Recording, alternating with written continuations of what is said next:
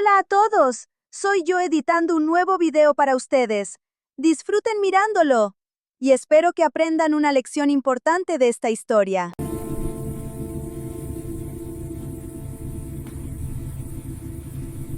Imagina una noche en la antigua Jerusalén, cuando el aire está cargado del aroma de mirra y humo de cedro y la luna cuelga baja sobre las colinas como un enorme escudo de plata. La ciudad duerme. Las calles están vacías, solo algunos guardias pasan a lo largo de las murallas con antorchas en las manos. Pero en la cima del monte Ofel, en el corazón del vasto complejo palaciego, la vida no se detiene ni un instante. Cientos de ventanas brillan con la suave luz dorada de las lámparas de aceite. Desde las profundidades de las habitaciones llegan sonidos amortiguados, delicados rasgueos de liras, risas suaves de mujeres, el roce de sedas, suspiros lejanos y susurros. Allí, en ese laberinto de lujo y secretos, vive un hombre cuyo nombre ya entonces sonaba como una leyenda: Salomón, hijo de David, rey de Israel. El más sabio de todos los que jamás gobernaron a los hombres. El que construyó el templo al que llegaban reyes y caravanas de todo el mundo conocido para ver la gloria de Dios. El que tuvo 700 esposas de linaje real y 300 concubinas, exactamente 1000 mujeres, 1000 almas vivas, cada una con sus propios ojos, sus propios deseos, sus propios dioses. ¿Cómo pudo un solo hombre gobernar ese mar de pasiones, celos, esperanzas e intrigas? ¿Cómo mantuvo la armonía en ese enorme harén, donde cada mujer soñaba con ser la amada y cada princesa quería influir en el rey?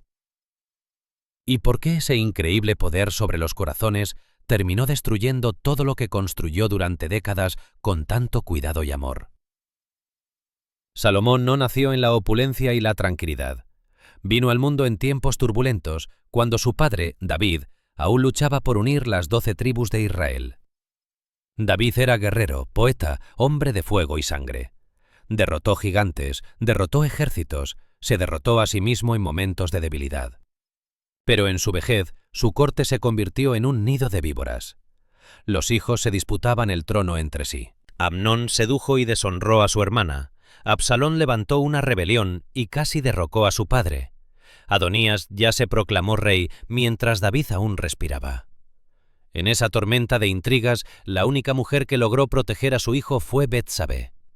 Ella, que había sobrevivido al escándalo con su primer esposo Urías, ahora usó toda su inteligencia e influencia para que David, en sus últimas horas, jurara: el trono sería para Salomón. El profeta Natán la apoyó.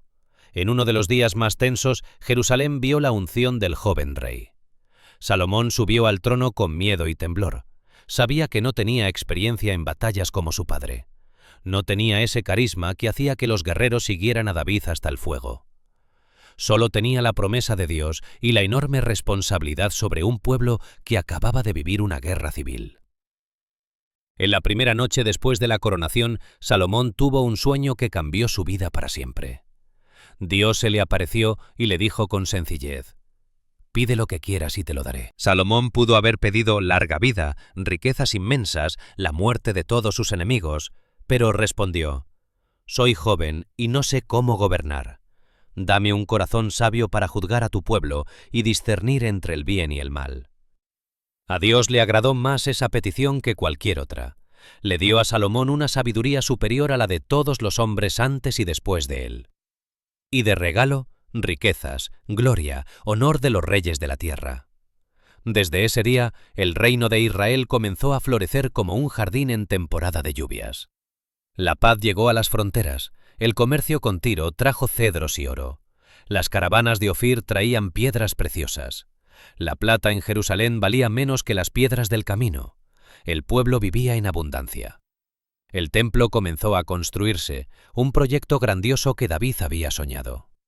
Pero justo en ese momento de esplendor empezó el primer paso, casi imperceptible, hacia el abismo. Para consolidar la alianza con el estado más poderoso de la época, Egipto, Salomón se casó con la hija del faraón.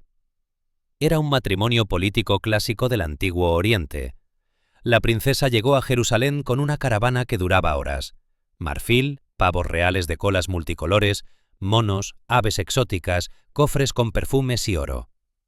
Salomón construyó para ella un palacio separado. No quería que viviera entre otras mujeres mientras el gran templo y su propia casa no estuvieran terminados. Esa mujer no era solo hermosa, era la encarnación de la cultura egipcia.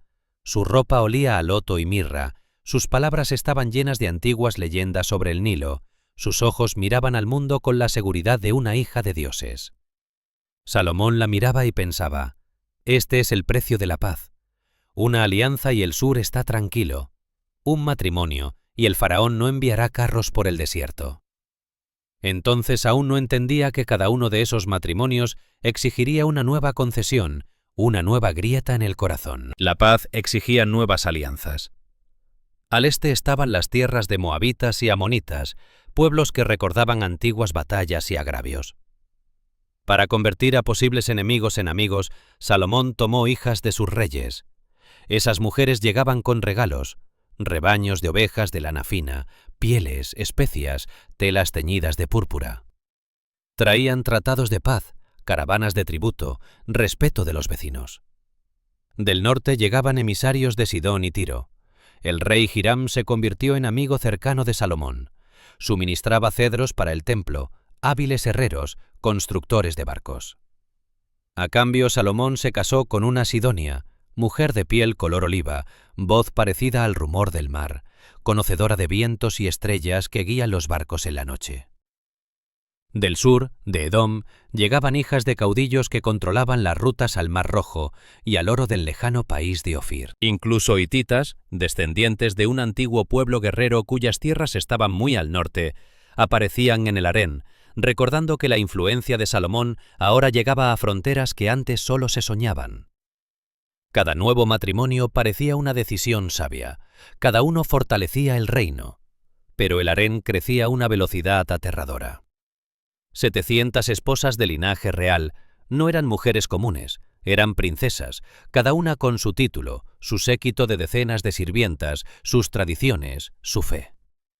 300 concubinas, elegidas por la belleza del rostro, la gracia de los movimientos, la melodía de la voz, la agudeza de la mente.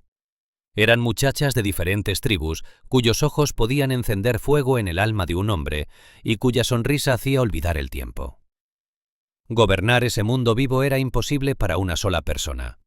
Salomón creó todo un sistema de gestión. Nombró eunucos, sirvientes de absoluta confianza que él mismo elegía. Esos hombres, sin posibilidad de tener familia propia, se convirtieron en los ojos, oídos y manos del rey en los aposentos femeninos. Conocían cada pasillo, cada puerta, cada secreto. Los eunucos elaboraban el calendario de visitas. A veces una mujer esperaba su turno durante años. Vigilaban la limpieza, los suministros de comida y ropa, la salud. Apagaban disputas que podían convertirse en veneno en la copa o cuchillo en la oscuridad. Informaban al rey de todo lo que podía romper el frágil equilibrio. Los aposentos femeninos eran un reino aparte dentro del palacio, un mundo detrás de altos muros cubiertos de vid y jazmín. Allí había jardines con fuentes donde el agua corría por canales de mármol, traída de manantiales a muchas millas de distancia. Baños con aguas termales donde el vapor se elevaba mezclado con aromas de aceite de rosa y sándalo. Habitaciones cubiertas de alfombras de Babilonia, decoradas con sedas traídas de tierras lejanas. Cada princesa tenía sus sirvientas, a veces 20, a veces 50. Cada una tenía sus cocineros que preparaban platos de su tierra natal. Tortas de miel con dátiles para la egipcia, pan de cebada con aceitunas y ajo para la moabita, pescado fresco con limón y hierbas para la sidonia. Pero no había igualdad entre ellas. La hija del faraón vivía en un palacio separado, el más majestuoso, con vistas al templo y a la ciudad. Las demás se distribuían por rangos. Quien estaba más cerca de los aposentos del rey estaba en favor, quien estaba más lejos estaba en el olvido. Los celos ardían en silencio, pero constantemente. Las mujeres competían en todo, en la belleza de los peinados, en la elegancia de las danzas, en la ternura de las canciones, en el valor de los regalos. Le regalaban a Salomón piedras preciosas, poemas de su propia autoría, hijos.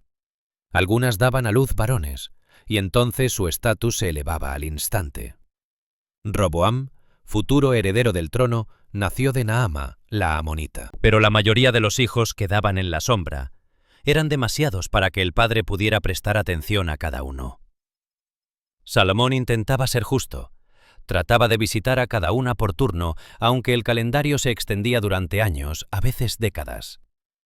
Escuchaba sus relatos sobre sus tierras natales. La egipcia hablaba de pirámides que tocaban el cielo, del Nilo que daba vida al desierto, de dioses con cabezas de halcón y gatos.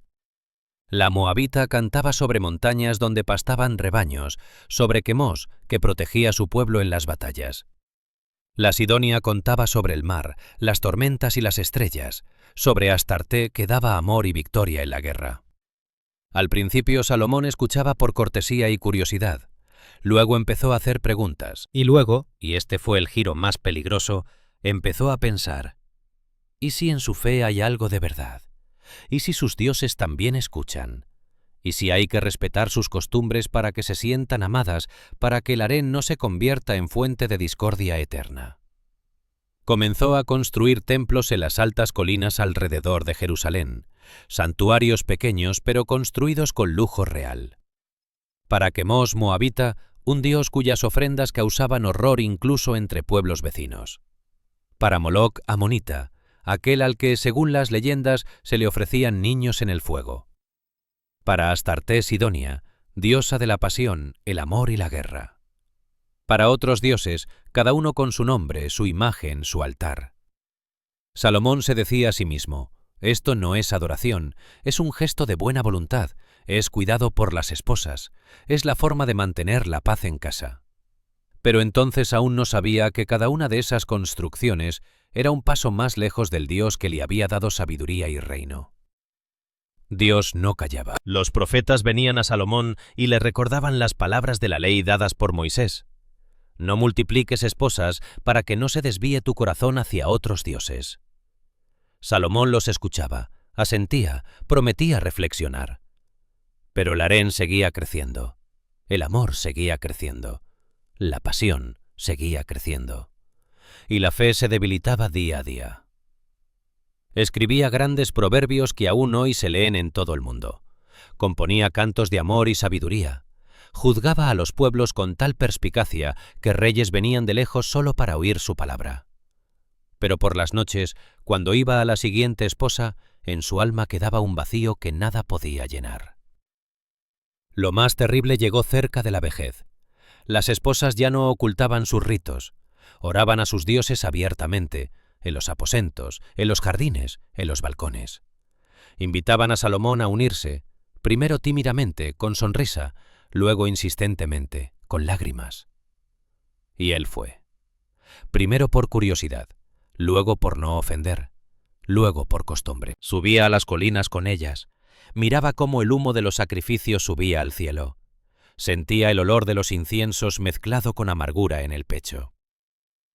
La sabiduría permaneció, todavía podía resolver el enigma más complejo. Pero el corazón ya no escuchaba a Dios, escuchaba a las mujeres, escuchaba el miedo a perder su amor, escuchaba el orgullo del rey que no quiere parecer débil ante quienes ama. Y entonces llegó la sentencia.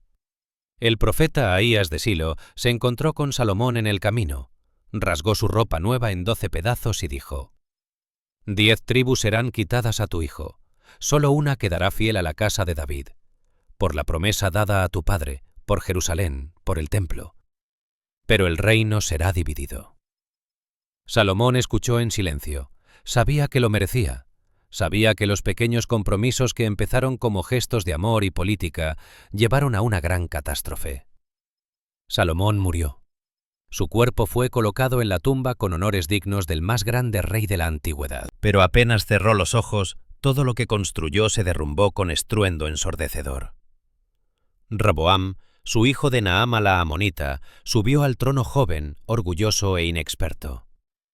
El pueblo vino a él con una petición: alivia el yugo que impuso tu padre, impuestos pesados, trabajos forzados en el palacio, en el ejército, en el mantenimiento del harén. Roboam respondió duro y necio: mi dedo meñique es más grueso que los lomos de mi padre. Si mi padre os azotó con látigos, yo os azotaré con escorpiones. El pueblo se indignó. Las 10 tribus del norte rechazaron a Roboam y eligieron a Jeroboam, un hombre que Salomón había expulsado antes por sospecha de conspiración. Solo Judá y la tribu de Benjamín permanecieron fieles a la casa de David. El Reino Unido se partió para siempre. El norte formó su propio estado, Israel. El sur quedó como Judá. Los templos a dioses ajenos permanecieron en las colinas durante décadas, hasta que reyes reformadores los destruyeron. Y el pueblo aún recordaba a Salomón durante mucho tiempo, cómo empezó pidiendo un corazón sabio y terminó con su corazón desviado hacia dioses extraños. Esta historia deja en el alma un sedimento pesado, casi doloroso. Salomón lo tuvo todo, lo que un mortal puede soñar: poder sobre un vasto reino, riqueza que otros gobernantes ni siquiera imaginaban, amor de 1000 mujeres, sabiduría que generaciones de poetas y filósofos envidiaron. Pero perdió lo más importante, la integridad del corazón. Mostró cómo comienza imperceptiblemente la caída de un gran hombre. Un compromiso por la paz en las fronteras, un templo por una esposa amada, un sacrificio por conservar el amor, un pequeño paso tras otro, y ya no hay vuelta atrás, solo ruinas de un reino dividido y un alma destrozada. La lección vital de esta antigua historia es simple, pero implacable en su verdad. Nada en el mundo, ni la ventaja política, ni el amor más apasionado, ni siquiera el deseo sincero de hacer felices a los seres queridos, vale la pena traicionar aquello en lo que crees con todo el corazón. El amor puede ser la fuerza más hermosa del mundo, pero si exige que renuncies a la verdad, si te obliga a cerrar los ojos ante lo que sabes que es correcto, se convierte en veneno que destruye lentamente desde dentro. Salomón nos enseña a mirarnos cada día en lo profundo. ¿Dónde comienzan esas pequeñas justificaciones? Donde nos decimos, es solo una vez, es por un bien mayor, nadie se enterará. Precisamente ahí, en esos momentos silenciosos, nace la grieta que luego rompe no solo el reino, sino el alma misma. Que esta historia nos recuerde incluso hoy. La verdadera sabiduría no está en poseer todo el mundo. La verdadera sabiduría está en mantener el corazón unido y puro. Aunque por ello haya que pagar con soledad, con renunciar a parte de los placeres, con silencio donde uno quiere gritar su amor. Porque al final, cuando todos los palacios se derrumben, cuando todas las riquezas se disipen, cuando todas las esposas y concubinas queden en el pasado, solo queda una cosa: lo que hayas conservado dentro de ti fiel, íntegro y honesto ante Dios y ante ti mismo.